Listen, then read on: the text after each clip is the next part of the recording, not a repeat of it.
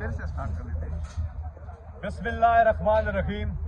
ثوابی کا موسم بدلنے والا ہے کیونکہ یہاں کپتان کے دیوانوں کا ایک جم غفیر اکٹھا ہونے والا ہے اور سب کی ایک آواز ہے: قیدی نمبر 804 کی رہائی. اور ساتھ میں جتنے باقی ہماری لیڈرشپ جو ناحق قید میں ہے اس ناحق قید کے خلاف، اور ساتھ میں جو ہمارا مینڈیٹ جو چوری کیا گیا ہے اس کی ناحق قید کے خلاف، اس مینڈیٹ کی بحالی کے لیے ہم سب نے یہاں پر اکٹھے ہونا ہے. سوابی انٹرچینج یہاں پر 2 بجے سے پہلے آپ یہاں پہنچے. 9 نومبر کو کل 2 بجے سے پہلے یہاں پہنچے. زبردست یہاں تیاریاں جاری ہیں.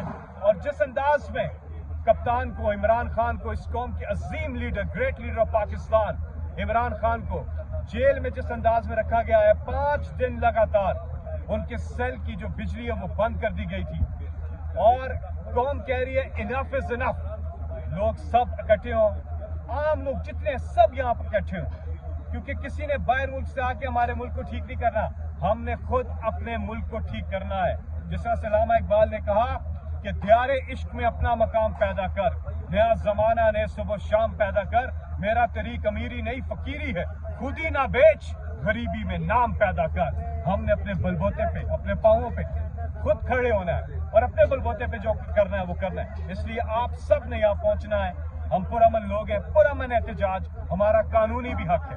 انشاءاللہ کل 9 نومبر کو 2 بجے دوپہر 2 بجے سے پہلے آپ سب یہاں پہنچیں.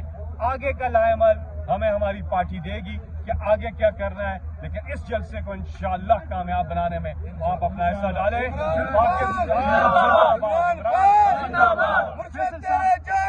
بے شمار